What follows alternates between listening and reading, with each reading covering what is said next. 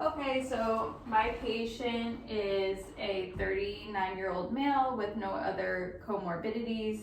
He discloses that he was in a car accident 3 days earlier where he was rear-ended, and he notes he felt his head jolt forwards and then backwards very quickly, and his head hit the seat behind him. He reported signs and symptoms as follows: neck pain that's worse on the right, and he describes the pain as stiff and sharp. He notes numbness and tingling down his right arm that ends at his thumb and index finger, and he denies any dizziness, but notes that he did have a headache up to 2 days after the accident. He denies losing consciousness. So the first orthopedic testing that I'm going to be performing bilaterally is to test out cranial nerves 2, 3, 4, and 6. So cranial nerve 2 is the optic nerve, and one of the tests is a Snellen chart test, but I don't have that. So what I'm going to do is start with a visual fields test, and basically I'll have the patient look directly at me and then cover your left eye, and then just with staring straight at me, only using your peripheral vision, tell me how many fingers I'm holding up. 2. Okay. 1, 2. Okay. 3. You can't, okay. And then the other eye, same thing, just stare at me.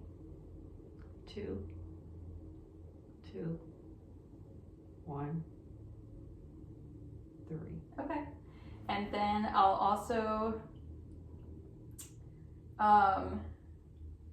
test cranial nerve 2 by covering the bridge of the patient's nose with my hand like this.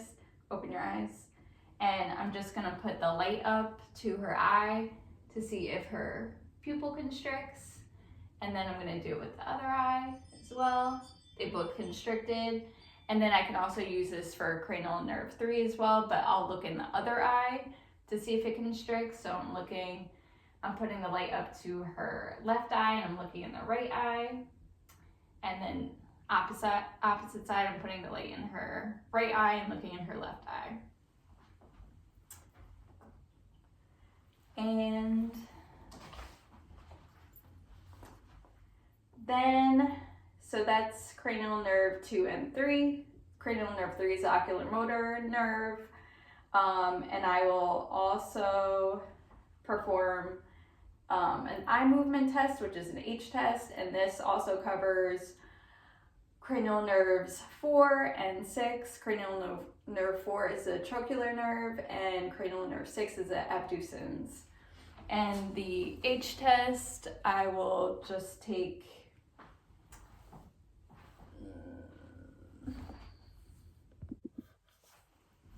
for the H test, which tests cranial nerves 3, 4, and 6, I'm going to hold this pencil in front of the patient's face, and then I'm just going to have them follow the pencil without moving their head, just with their eyes. And I'm going to look for any like nystagmus or any lagging.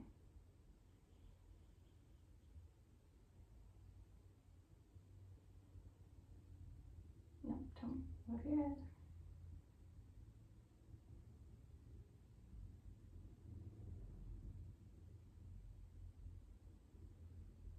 Okay, so that's the H test.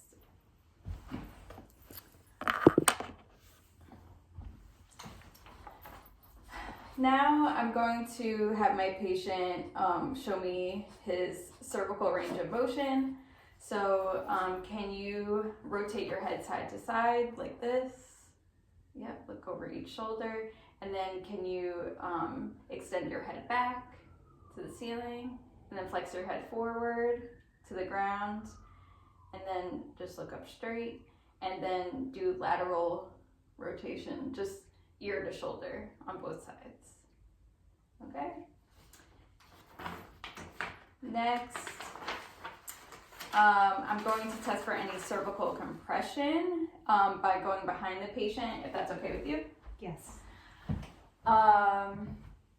And I'm gonna place both my hands on 220 and just press down.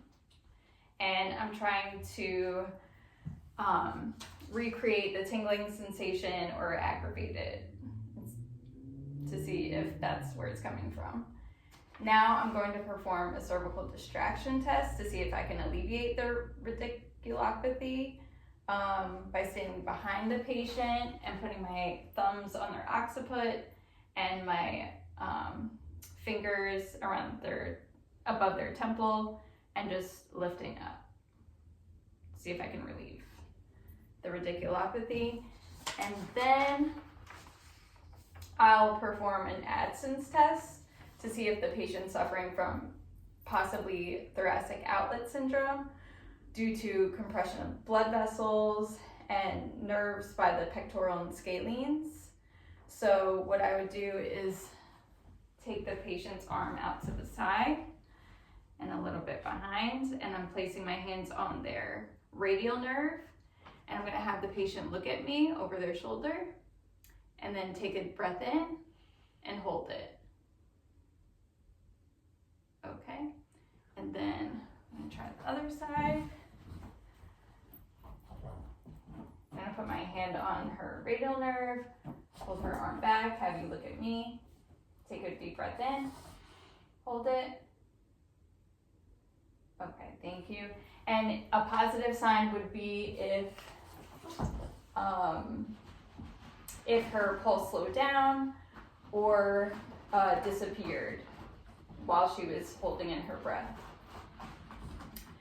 I also wanted to point out that the sensations that the patient is experiencing is along the C6 dermatome, which is on the anterior lateral side of the forearm, and it extends to the thumb and index fingers in this area, and it follows the lung channel.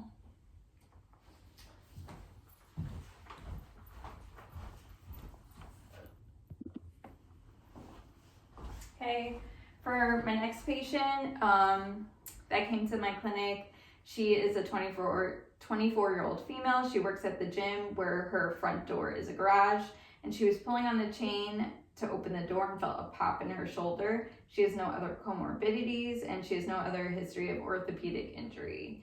Her reported signs and symptoms are that she has pain in the anterior aspect of her shoulder that she reports is a 6 out of 10 on a scale of 1 to 10, with 10 being the worst. She has notable weakness in her left arm compared to her right, a decrease in range of motion in her left arm compared to her right, spasming in the muscle belly of the infraspinatus, and noticeable congestion in the bicep. So I'm going to perform the following tests bilaterally on my patient. The first one is the supraspinatus press test, or the full can test to test for a supraspinatus tear. And a positive test would be if the patient is in pain or can't resist my pressure, or if there's noticeable weakness compared to the other side. So since her pain is mostly on the left shoulder, I'll just start with the right one. And I'll have the patient hold her arm out. That's my left. Oh, sorry, yes it is. I'll have the patient hold her arm out about 30 degrees with your thumb up. Do a thumbs up. And then I'm gonna push down and then just resist my pressure. Okay. The next test I'm gonna do is the empty can test, and I'm basically going to do the same thing with her thumb down.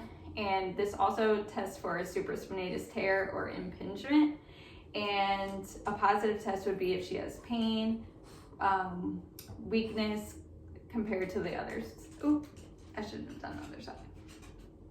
Okay, I'll do it. So now I'll do the other side. Just to test, put your thumbs up, about 30 degrees, and then I'm gonna push down, okay? All right, good, thank you. So now I'm gonna do the empty can test, And a positive test would be if she has pain, weakness compared to the other side, or she can't resist my pressure. So same thing, I'm gonna hold your arm out about 30 degrees. Your thumb's gonna be down this time. And I'm gonna push down and you just resist my pressure, okay? Good. And then I'm gonna test the other side. Thumb down. I'm gonna just resist my pressure. All right, thank you. Now, the next test I'm gonna do is the subscapularis lift-off test. And this test, if there's a subscapularis tear or weakness, and a positive finding would be if, same thing, the individual has pain, is unable to resist my pressure, or has weakness. So I'm gonna have the patient put her right arm behind her lower back, okay? And then I'm gonna stand behind you if that's okay. Yes. And then what you're gonna do is lift your hand up towards me if you can. Out. Okay. So that would be a positive test. Yeah, just out this way. Out. Okay. And then you're gonna resist my pressure, okay? All right, that's good. And then I'm gonna do the same thing with the other side. Put your hand on your lower back if you can, and then push out, and then resist. All right, thank you. And then I'm also going to do a test for the infraspinatus tear, or a teres minor tear, and this is called the resisted external rotation test. So, and a positive test would also be if she's unable to resist me, like resist the pressure, if she has pain, or one side is significantly weaker than the other when pushing out. So this one, I'm gonna have you put your elbow by your waist, attach it to your hip, like this, and then have your palm face medially, and I'm gonna push in, and then you just resist out, okay? Good. And then I'm gonna do the same thing on the other side, and hold her elbow at her side, and then have her push out against me. Thank you. And then, now, I'm also going to perform a speeds test to see if there's any issues with the bicep muscle. And basically she'll extend her arm fully down to her side. Should I with stand? her palm, no, you don't have to. With her palm down. And then she'll lift her arms up 90 degrees right in front of her, and then you'll just resist my pressure, okay? And a positive test would be any pain. Do you have any pain? No. Okay. And then same thing on this side. So yep, start at the bottom and then lift it up straight in front. Good. And then just resist my pressure. Do you have any pain? Okay, sorry. Oh well. Sorry. And then finally we'll do a shoulder range of motion test. So this one I will have you stand up if that's okay. And you can come back this way.